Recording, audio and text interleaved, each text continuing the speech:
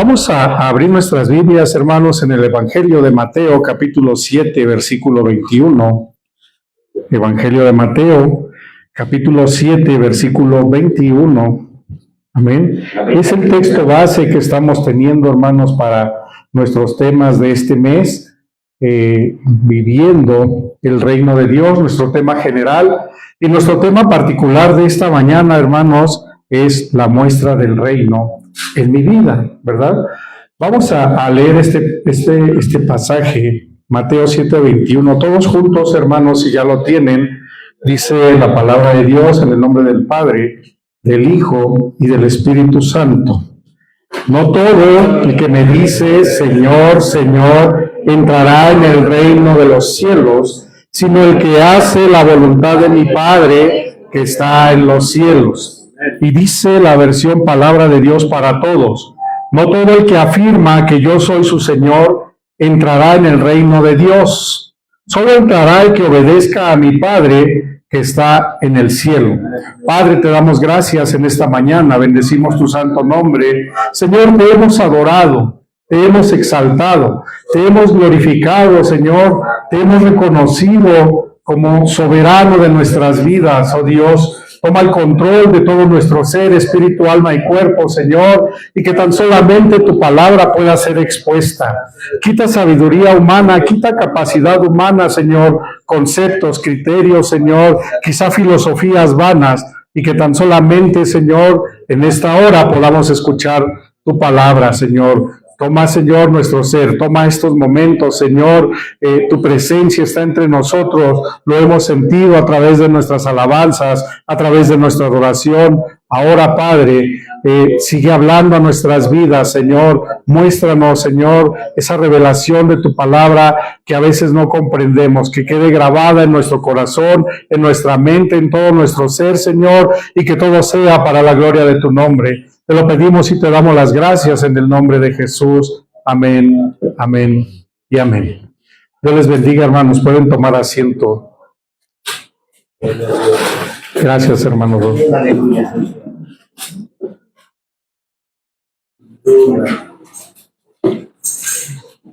Sabe, hemos visto estos temas acerca de el reino de Dios.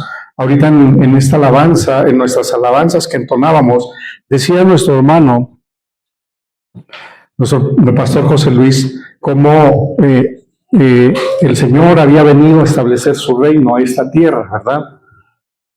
Esta porción que dimos lectura, hermanos, Mateo 7:21, es de gran importancia para todos los creyentes y es esencial para comprender, hermanos, lo que debemos hacer para poder entrar en el reino de Dios. En este versículo que dimos lectura, Jesús le dice a sus discípulos que no todos los que lo llaman Señor, Señor, ¿verdad? O los que afirmen que Jesús es su Señor, entrarán en el reino de los cielos. Entrar al reino de los cielos, hermanos, entrarán al reino de los cielos solo aquellos que cumplan con la voluntad del Padre Celestial. Los que cumplan con la voluntad del Señor. A veces pensamos que estamos en un camino correcto, ¿verdad? Pero siempre hay formas para poder ascender en el ámbito espiritual, para ir creciendo, hermanos, espiritualmente. Pero ¿qué significa hacer la voluntad del Padre? Este versículo es simple, pero a la vez es un versículo que muchos pueden malinterpretar o malentender. Muchos creen que pueden ganar el favor de Dios solamente haciendo cosas buenas, obras buenas, o siguiendo ciertas reglas, o haciendo ciertos ritos. Esto no es la forma para poder entrar al reino de Dios. Esto no es lo que dice la porción de la Escritura que dimos lectura, no es lo que dice el Señor Jesús en este pasaje. Hacer la voluntad del Padre significa estar en una relación amorosa con el Señor y en una relación obediente con el Señor. Sin embargo, hermanos, a veces nuestra forma de ser o nuestra postura hace lo contrario a lo que dice la palabra de Dios. ¿Por qué? Porque aplicamos el criterio y pensamos que lo que hacemos o lo que decimos es lo correcto y olvidamos o hacemos a un lado lo que dice la palabra de Dios. En otras palabras, cuando amamos a Dios con todo nuestro ser, con todo nuestro corazón, con toda nuestra alma, con toda nuestra mente, con todas nuestras fuerzas, todo lo que hacemos en realidad es cumplir la voluntad de Dios. Jesús afirmó, hermanos, en una porción de la Escritura, cuando le preguntaron cuál era el mandamiento más importante en la ley, dijo el Señor Jesús: este es el primer mandamiento, y amarás al Señor tu Dios con todo tu corazón, con toda tu alma, con toda tu mente y con todas tus fuerzas. Cuando amamos al Señor de esta manera, hermanos, estamos haciendo la voluntad del Padre. El segundo, dice la palabra, es similar a este: amarás a tu prójimo como a ti mismo. No hay otro mandamiento mayor que estos, dijo el Señor. Esta porción la encontramos en el Evangelio de Marcos, capítulo 12. Pero entonces, ¿cómo podemos aplicar este versículo en nuestras vidas? ¿Cómo podemos amar al prójimo? Y más al prójimo si nos hizo daño, si nos ofendió, si nos agredió. ¿Cómo podemos amar al prójimo, hermanos? ¿Cómo podemos estar viviendo en el reino de Dios? En lugar de centrarnos en hacer cosas para ganar el favor de Dios, debemos centrarnos en nuestra relación con Dios. Debemos buscar amarlo con todo nuestro ser y hacer la voluntad del Padre. Y no debemos hacer esto solo en asuntos enfocados a las cuestiones o asuntos espirituales, sino en todos los aspectos y en todas las áreas de nuestra vida. Tengo muy grabada una frase que dice nuestra pastora Ruth: tenemos que ser cristianos de una sola pieza, ¿verdad? En todo lugar, en toda circunstancia, en todo momento, donde quiera que andemos, tenemos que ser creyentes de una sola pieza, dice nuestra pastora. Este versículo, hermanos, de Mateo 7:21, nos recuerda la importancia de ser íntegros en nuestra fe. ¿Qué es ser un creyente íntegro? ¿Qué es ser íntegros en nuestra fe? No es suficiente con llamarnos cristianos o decir Señor, Señor, si no estamos haciendo la voluntad de Dios en nuestras vidas, en nuestro diario vivir. Mateo 7:21 es un llamado, hermanos, a la autenticidad. Creyentes de una pieza, íntegros, auténticos, y a la obediencia a Dios, y no a preocuparnos por las cosas superficiales o por las cosas vanas que este mundo nos ofrece. Este versículo de Mateo 7:21 también puede ser un poco incómodo para algunos, ya que nos invita a mirar nuestro interior y a examinarnos a nosotros mismos, ¿verdad? Si habláramos en términos contables, dirían por ahí, hay que hacernos una auditoría a nosotros mismos. ¿Qué estamos haciendo bien? ¿Qué estamos haciendo mal? ¿Qué nos falta por hacer bien? ¿Qué nos falta por dejar aún de las sutilezas del mundo? Pero a la vez este pasaje es necesario, hermanos, para examinarnos, para crecer en la fe y ser verdaderos creyentes, verdaderos discípulos de Cristo. Nos hacemos llamar cristianos, tenemos que ser verdaderos discípulos de Cristo. ¿Qué es el reino de Dios? ¿Qué es el reino de los cielos? El reino de Dios o el reino de los cielos, entonces, es una expresión que nuestro Señor Jesucristo usó en sus enseñanzas para referirse al gobierno de Dios en nuestras vidas, a la presencia de Dios en nuestras vidas. Es Dios el que tiene que gobernar nuestras vidas. Es Dios el que tiene que relucir en nuestras vidas como una manifestación de su presencia en cada uno de nosotros. El llamado de Jesús dice que no basta con pronunciar su nombre, sino que debemos de dar pasos de fe que nos conduzcan hacia una vida que refleje su amor en nuestras vidas y su voluntad en cada uno de nosotros. Al final del día, en la autenticidad de nuestro caminar con el Señor, en el amor que compartimos con nuestros semejantes y en el servicio a Dios y a los demás, es donde vivimos el verdadero reino de Dios. El tema particular de esta mañana es la muestra del reino en mi vida. En Shekinah habemos creyentes de todas las edades, habemos creyentes de todo tipo. Y dice la Escritura que siendo muchos nosotros, somos un solo cuerpo en Cristo, ¿verdad? Pero ¿qué nos identifica como creyentes? ¿Qué nos identifica para que el reino de Dios se muestre en nuestras vidas? Como creyentes, eso que nos identifica o tiene que identificarnos es algo único, es algo que el mundo no tiene, pero sí los hijos de Dios. Y es la presencia de Dios en tu vida. Esto es algo único, algo que nos identifica de todos los demás. Y esto es algo que debe de prevalecer, hermanos, en todo lugar, en todo momento y en todo tiempo. La muestra del reino en mi vida.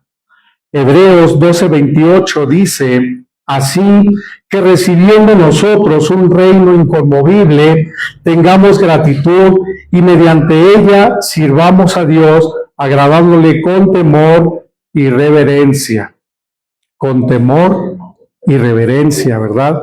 ¿Saben? Híjole, mejor no voy a decir nada para no herir susceptibilidades, pero a veces no somos reverentes, ¿verdad? Nos cuesta trabajo ser reverentes. Decimos, sí, la presencia de Dios está en este lugar, pero no somos reverentes. Nos cuesta trabajo. Cuando leemos la porción de las Escrituras, decimos, vamos a ponernos de pie por respeto a la presencia de Dios, y no somos reverentes, ¿verdad? Nos cuesta trabajo, hermanos, pero dice la palabra de Dios, a través de la gratitud y mediante ella, sirvamos a Dios agradándole con temor y reverencia, ¿verdad?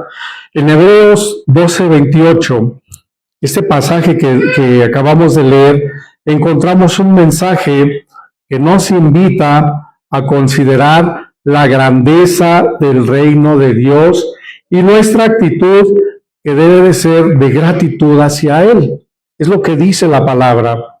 Este versículo se sitúa en un contexto donde se nos anima como creyentes a perseverar en la fe, a no desmayar ante las pruebas y a reconocer la importancia de vivir en gratitud y reverencia ante la presencia divina de nuestro Dios. A través de este pasaje, hermanos, se nos recuerda que aunque el mundo sea inestable, el reino que hemos recibido es un reino inquebrantable, es un reino eterno.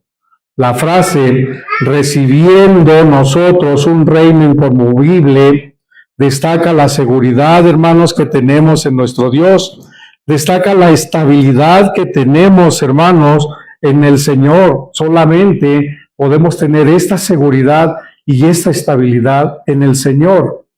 Fuera del Señor no podemos tener la certeza de esto que Dios nos ofrece. El reino de Dios no es como los reinos terrenales. Muchos de ellos son reinos efímeros o que duran solamente un cierto tiempo, o como los reinos que son susceptibles a la corrupción y al colapso, a ser destruidos, a desaparecer. El reino de Dios es estable, el reino de Dios es eterno. En contraste con los reinos que encontramos en el mundo, hermanos, el reino de Dios es firme, es sólido, lo que nos ofrece una esperanza fuerte, una esperanza firme aún en tiempos de incertidumbre, aún en tiempos de duda, ¿verdad? Podemos encontrar esa seguridad solamente en nuestro Dios, hermanos. la exhortación, la invitación, el ánimo que Dios nos da para tener gratitud es fundamental en todo creyente. La gratitud no solo es una respuesta emocional, ¿verdad? Sí hay muchos creyentes emocionales, pero no es lo que Dios solicita de cada uno de nosotros. Dios nos demanda que nuestra gratitud sea una gratitud que sale del corazón, que nos lleva a reconocer todas las bendiciones que el Señor nos da y a la gracia que hemos recibido, ¿verdad? Porque por gracia, dice la Escritura, somos salvos. Esta actitud de agradecimiento, hermanos, que debemos tener para nuestro Dios, debe transformarse en acción. Y dice este pasaje de Hebreos, mediante ella, mediante la gratitud, sirvamos a Dios, ¿verdad? ¿Qué trabajo nos cuesta servir al Señor, hermanos?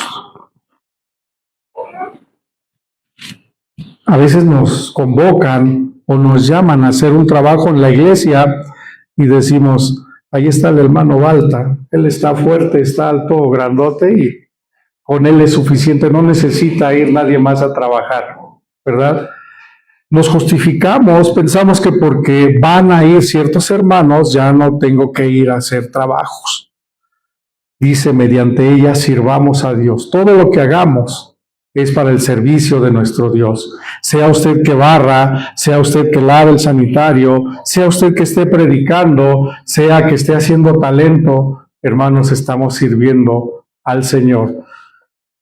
A veces estas cosas que parecieran pequeñas, que parecieran no tener importancia, hermanos, todo el trabajo para la obra del Señor no es ninguno mínimo.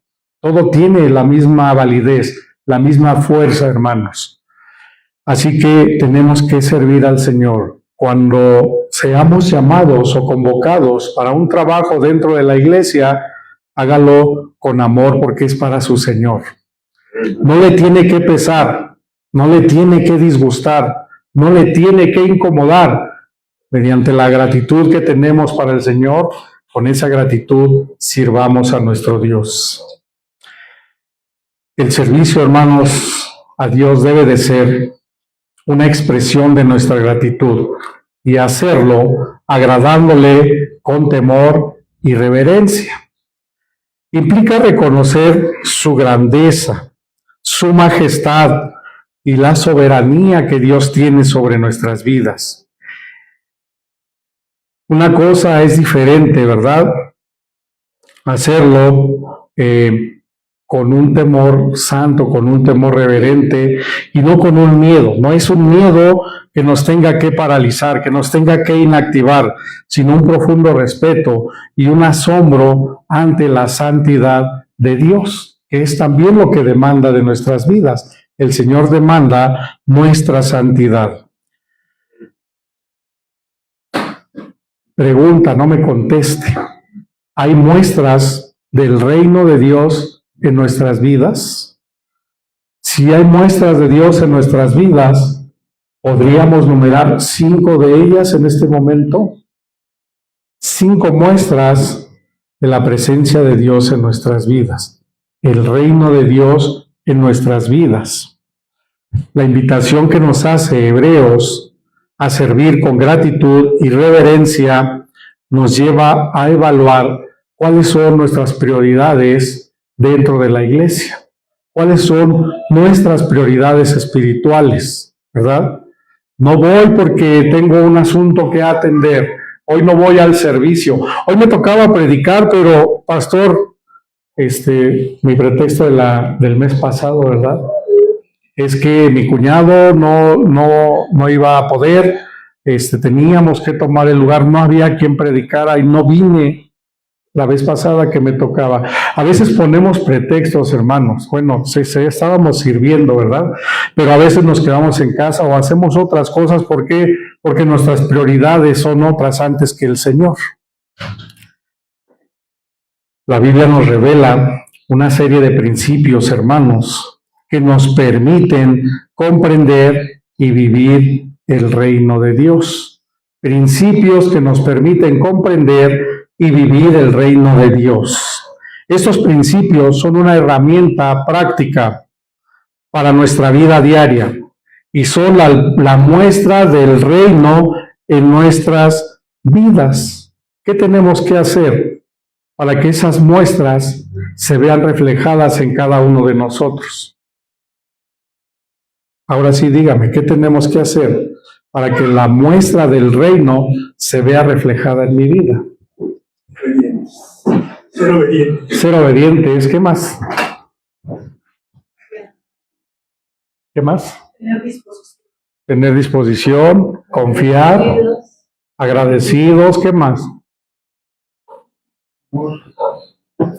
Amor. Constancia, ¿verdad? Determinación. Amor, determinación. ¿Qué tenemos que hacer? Dice la Escritura. Gracias, hermanos.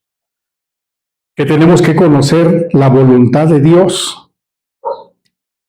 Hay creyentes, hay cristianos que tienen mucho tiempo dentro del Evangelio, de estar caminando con el Señor, pero todavía hay cristianos que dicen, es que yo no sé cuál es la voluntad de Dios en mi vida, o para mi vida, ¿verdad? Para mostrar la presencia de Dios en nuestras vidas, tenemos que conocer la voluntad de Dios. El primer paso para tener muestras del reino de Dios en nuestra vida es comprender la voluntad de Dios para cada uno de nosotros. Y esto implica una búsqueda constante, decían, ¿verdad? Constancia. Implica una búsqueda constante y profunda de su propósito para nosotros y nos lleva a tener una relación personal con Dios a través de la oración, a través de la meditación. Cuando nos pregunten cuál es el propósito de Dios en tu vida, no digas, no sé. No sé, es que Dios no me lo ha revelado, pero quizá tampoco hemos sido constantes en buscar del Señor para que Dios nos revele cuál es el propósito en nuestras vidas. Dice la palabra de Dios, me buscarán y me encontrarán cuando me busquen de todo corazón. ¿Qué tenemos que hacer? Tener un concepto correcto acerca de Dios. A veces, hermanos, predicamos a un Dios que es castigador. Si no te arrepientes, hermana Rox, te vas a ir al infierno. Antes que mostrarles la Escritura, ¿verdad? Y la gente dice, es que Dios es malo. Crean un concepto erróneo acerca de Dios. ¿Qué tenemos que hacer? Tener un concepto correcto de Dios. Un entendimiento erróneo de Dios nos puede llevar a tener una relación distorsionada. Por eso hay muchas sectas por ahí, ¿verdad? Una relación distorsionada. Es fundamental tener un concepto correcto de su carácter. Y decían algunos de ustedes de su amor, de su justicia, de todo lo que Dios es en nuestras vidas, ¿verdad? Tenemos que tener un concepto correcto. Las Escrituras nos revelan que Dios es amor, es misericordioso, es justo, es poderoso, es rey, es soberano, es todo en nuestras vidas. Muchos de ustedes, ¿quién me dice Juan 3:16? De tal manera amó Dios al mundo que ha dado su Hijo para que todo aquel que en él quiera no se caiga de él. Es un Dios de amor, ¿verdad? Lo que decían ustedes. ¿Qué tenemos que hacer? Tener un concepto correcto de Dios. En la mitología griega había muchos dioses. Los griegos tenían muchos dioses. Y tenían que el dios del trueno, el dios del amor, el dios del rayo, el dios del sol, y no sé qué tantas cosas, ¿verdad? Pero todos eran dioses malos, que terminaban a veces haciendo tragedias sobre la vida de los hombres. Pero nuestro Dios es un Dios de amor. Tenemos que tener un concepto correcto de nuestro Dios. ¿Qué tenemos que hacer? Creer que todo es posible. Alguien por aquí decía creer, ¿verdad? Y lo trasladamos a la fe. La fe es un elemento esencial para mostrarnos el reino de Dios en nuestras vidas. Debemos creer que todo es posible con Dios, incluso cuando las circunstancias parecen difíciles, cuando las circunstancias parecen imposibles, ¿verdad? cuando las circunstancias están muy adversas, debemos creer que con Dios todo es posible. La Escritura nos anima a tener una fe inquebrantable, basada en todas las promesas que Dios nos ha dado. Filipenses 4:13, todos lo sabemos. ¿Quién me lo dice? Todo lo puedo en Cristo. Todo lo puedo en Cristo que me fortalece. Entonces, tenemos que creer, hermanos, que todo es posible con el Señor. Todo lo podemos en el Señor, porque el Señor es el que nos da las fuerzas, aun cuando las cosas parezcan imposibles. ¿Qué tenemos que hacer para que haya presencia de Dios en nuestras vidas? Evitar las dudas. A veces actuamos o tenemos muchas dudas en nuestras vidas. Pareciera decirnos que Dios no escucha nuestras oraciones. Tenemos que evitar las dudas, y la duda es lo contrario a la fe. La duda es lo contrario a creer que en el Señor todo lo podemos, ¿verdad? Porque Él es el que nos da fuerza. Pero las Escrituras nos enseñan, nos advierten sobre los peligros de dudar en la palabra de Dios. Debemos confiar plenamente en Dios, en sus promesas, incluso cuando no comprendemos en toda su magnitud los planes de Dios para cada uno de nosotros. A veces no lo entendemos. A veces decimos, Señor, ¿por qué tengo que pasar todas estas cosas? Pero en el Señor todas las cosas tienen un propósito, ¿verdad? Mateo 7:8 dice, porque todo aquel que pide y el que busca y al que llama, ¿verdad? Esas son las promesas de Dios. Esto es lo que tenemos que hacer para que haya presencia, hermanos, para que nuestra vida refleje presencia de Dios. ¿Qué tenemos que hacer? Decían algunos de ustedes, tenemos que ser obedientes. Tenemos que obedecer los mandamientos de Dios. La obediencia, hermanos, a los mandamientos de Dios es una expresión de amor que nosotros debemos manifestar para con el Señor. La Biblia nos dice y nos da un conjunto de principios que nos guían en nuestra relación con Dios y en nuestra relación con nuestros hermanos y en nuestra relación con el prójimo. La obediencia no es un acto de servidumbre, hermanos. Muchos tienen ese concepto erróneo, ¿verdad? Muchos piensan que en la iglesia solo es pedir y pedir. Y no, hermanos, todo se utiliza para la obra del Señor. La obediencia es un acto, no es un acto de servidumbre. Es una muestra del reino de Dios en nuestras vidas. Decíamos, todo lo que hacemos para el Señor no tiene que pesarnos, tiene que ser en amor. Tenemos que ser obedientes a los mandamientos de Dios. Levíticos 26:3 dice, si anduviereis en mis decretos y guardareis mis mandamientos y los pusiereis por obra, ¿verdad? Tenemos que ser, hermanos, no solamente oidores de la palabra de Dios. Todo lo que escuchamos tenemos que ponerlo en práctica, en todo lugar, en todo momento, en toda circunstancia. Tenemos que poner en práctica, por obra, la palabra de Dios, hermanos. ¿Qué tenemos que hacer? Tenemos que orar en el nombre de Jesús. Porque el Señor Jesús dijo, todo lo que pidiereis al Padre en mi nombre, os será dado, ¿verdad? Tenemos que orar en el nombre de Jesús. Jesús nos enseñó que la oración es un privilegio que tenemos como hijos de Dios. Es un privilegio, hermanos. Cuando estamos enseñando a nuestros hijos, sobre todo a los pequeños, les da pena orar. Y dice, no, mejor que ore. Abner dice, que ore Gerson. Hermanos, nos da pena orar, pero el Señor Jesús dice que orar es un privilegio. No cualquier persona puede orar. No cualquier persona puede darle gracias al Señor, ¿verdad? Por todas las bendiciones que Él nos da. Debemos orar con fe. Debemos orar con confianza en el nombre de Jesús, porque Él es el que es mediador entre nosotros y el Padre. Él está intercediendo por nosotros. Dice la palabra de Dios, Juan 16, 26 y 27. En aquel día pediréis en mi nombre, y no os digo que yo rogaré al Padre por vosotros, pues el Padre mismo os ama, porque vosotros me habéis amado y habéis creído que yo salí del Padre, dice la palabra de Dios. ¿Qué tenemos que hacer, hermanos? Modificar nuestra forma de hablar. Qué difícil, ¿verdad? Qué difícil modificar nuestra forma de hablar. Y más cuando nos exasperan, cuando nos hacen enojar, dicen por ahí, cuando nos sacan de nuestras casillas, ¿verdad? Qué difícil, hermanos, tenemos que modificar nuestra forma de hablar.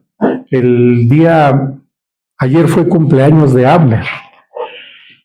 Y nos pidió que lo lleváramos a comer el viernes. Y saludamos a una persona de ahí del lugar, un capitán, y nos dijo, me da gusto, y ya entre la plática dijo, el Señor es mi pastor, y comenzó a hablar de las bendiciones de Dios en su vida, y dijo, yo soy cristiano.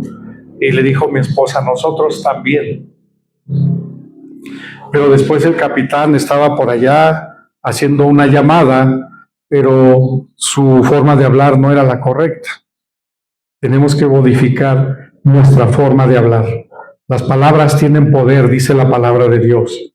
La Biblia nos exhorta a hablar palabras de vida, ¿verdad? Palabras que edifican, palabras que animan a los demás.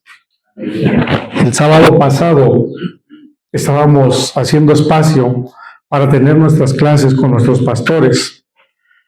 Y cuando estábamos moviendo escritorios y todo, de repente en la entrada estaba un colibrí y le tomé foto y dije, no se mueve. Y me acerqué más para tomarle foto, dije, a ver si no vuela. Y se quedó ahí.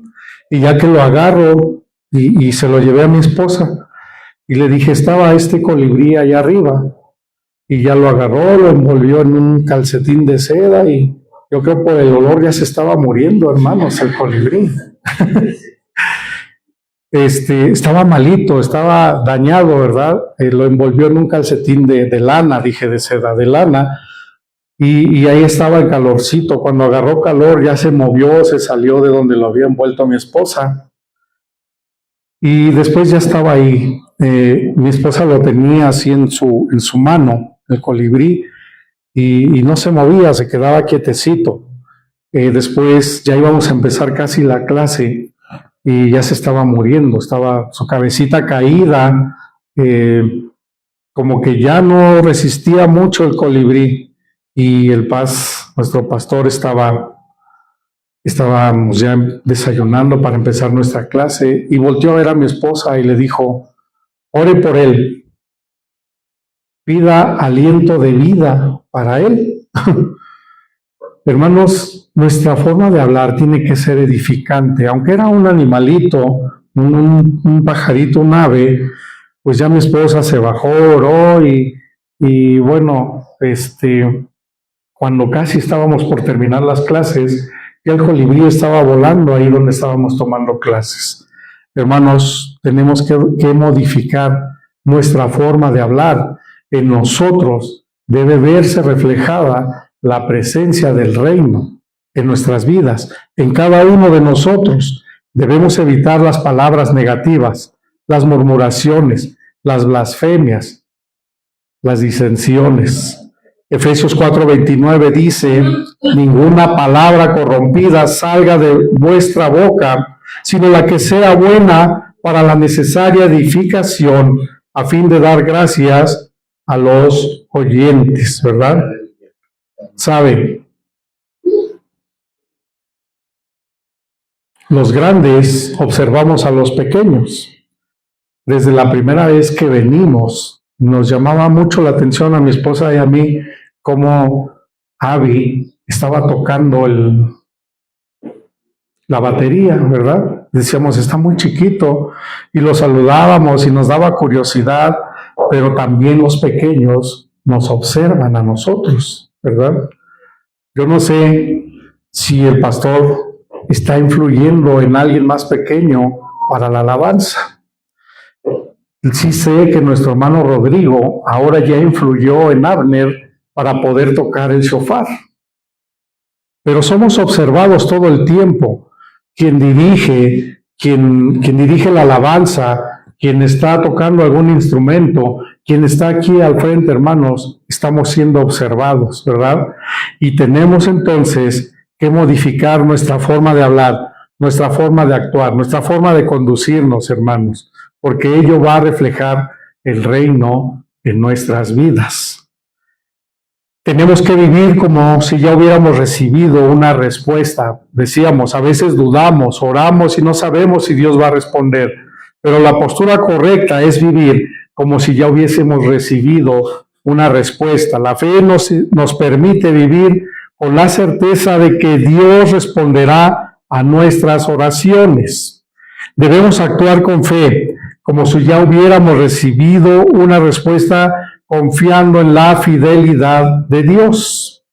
Primera de Corintios 3, 21 al 23 dice, así que ninguno se gloríe en los hombres, porque todo es vuestro, sea Pablo, sea Apolo, sea Cefas, sea el mundo, sea la vida, sea la muerte, sea lo presente, sea lo porvenir, todo es vuestro, dice el Señor, y vosotros de Cristo, y Cristo de Dios, ¿verdad?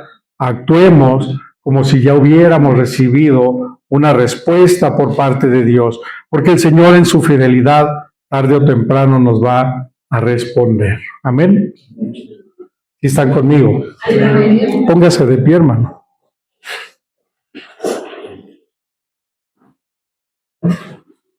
Todavía no terminamos. Pero dígale a su hermano que tiene atrás, la presencia del Señor está en tu vida.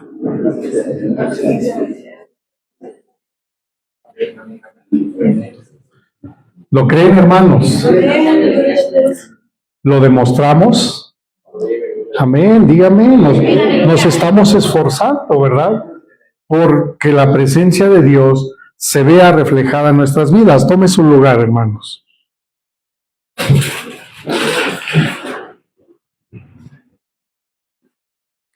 Son las 12:26 y hoy es el día del Señor. Y no importa a qué hora nos vayamos, hermanos. ¿Qué tenemos que hacer? Tenemos que poner nuestros planes en las manos de Dios. Cuando nos despertamos, damos gracias por un día más, damos gracias por la vida, damos gracias por la salud que tenemos, damos gracias por quien tenemos al lado, tu esposo, tu esposa, damos gracias por los hijos. Pero ¿qué hay de los planes que tenemos? ¿Los ponemos en las manos del Señor? Dios tiene planes y propósitos para nuestras vidas y debemos confiar en Él y poner todos nuestros planes en las manos del Señor, ¿verdad? Tenemos que permitirle al Señor que Él tome el control de todas las cosas y los cumpla de acuerdo a su voluntad y de acuerdo a sus propósitos en gloria para cada uno de nosotros. Proverbios 16:3 dice, encomienda a Jehová tus obras y tus pensamientos serán afirmados. Pongamos en el Señor, hermanos, en las manos de Dios, todos nuestros planes. Cuando salimos de casa, le digo a mi esposa, nos vemos al rato regreso, ¿verdad? Lo hacemos en fe, pero tenemos que encomendar al Señor incluso nuestros caminos, ¿verdad? Para que Él nos guarde, nos lleve con bien y nos traiga con bien de vuelta a casa, hermanos. Todo lo tenemos que poner en manos del Señor. Esto va a reflejar presencia de Dios en nuestras vidas. Tenemos que perdonar a los demás. El perdón es un principio fundamental, hermanos, como evidencia del reino de Dios en nuestras vidas. Debemos perdonar a quien nos ha ofendido, de la misma forma en que nosotros fuimos perdonados por el Señor. El perdón libera nuestro corazón de amargura y nos permite vivir en paz. no solamente con el Señor, sino aún con nuestro prójimo, ¿verdad? A quien a veces nos cuesta trabajo perdonar. La palabra de Dios dice en Mateo 16, mas si no perdonáis a los hombres sus ofensas, tampoco vuestro Padre os perdonará vuestras ofensas. Así que, hermanos, tenemos que perdonar a los demás. Y decíamos, tenemos que amar al prójimo, tenemos que amar a nuestros semejantes. El amor es fundamental, algo fundamental, un fundamento del reino de Dios en nuestras vidas. Debemos amar a nuestro prójimo como a nosotros mismos, sin distinción de raza, sin distinción de color, sin distinción de apariencia, sin distinción de condición social, sin distinción de ningún tipo. Tenemos que amar a nuestro prójimo. Mateo 22, 37 al 39 dice, Jesús le dijo, amarás al Señor tu Dios con todo tu corazón, con toda tu alma, con toda tu mente. Este es el primero y grande mandamiento. Y el segundo es semejante, amarás a tu prójimo como a ti mismo, ¿verdad? ¿Cómo queremos que nos traten los demás? ¿Bien o mal? Bien. Y si queremos que nos traten bien, nosotros tenemos que tratar bien a los demás, a nuestros semejantes, al prójimo. Entonces, hermanos, los principios del reino de Dios no son solo para el ámbito espiritual, que es muy importante. Esto nos ayuda a edificarnos cada día, a crecer más espiritualmente, pero también se aplican en todas las áreas de nuestra vida. Podemos mostrar el reino de Dios en nuestra familia, el reino de Dios en el trabajo, en la comunidad donde vivimos y en todas las áreas de nuestra vida podemos mostrar el reino de Dios. Cuando nosotros aplicamos estos principios que nos da la palabra de Dios, experimentaremos la transformación de Dios en nuestras vidas, ¿verdad? ¿Cuántos pueden decir, yo antes era de lo peor y hoy sigo siendo, no, y yo ya he cambiado? Hoy Dios ya ha transformado mi vida, ¿verdad? Podemos decirlo confiadamente, porque es el Señor el que obra en nuestras vidas, es Dios el que nos transforma, es Dios el que nos cambia, ¿verdad? Ciertamente echamos una mirada para atrás y quizás no éramos lo que ahora somos, ¿verdad? El Señor nos ha transformado. Cuando aplicamos estos principios, es Dios el que transforma nuestras vidas. Cuando esto sucede, hermanos, descubriremos una nueva forma de vivir, llena de amor, de paz, de justicia, de esperanza en el Señor. Dice la palabra de Dios en 1 Corintios 2:9, antes bien, como está escrito, cosas que ojo no vio, ni oído oyó, ni han subido en el corazón de hombre, son las que Dios ha preparado para los que le aman. Y si tú le amas, hermano, el Señor va a hacer esta transformación en tu vida. La Escritura declara que nadie ha podido pintar, nadie ha podido dibujar o crear alguna imagen que logre reflejar el reino de Dios. Solamente lo podrán reflejar los que son hijos de Dios. Usted es hijo de Dios. Usted tiene que reflejar el reino de Dios en su vida.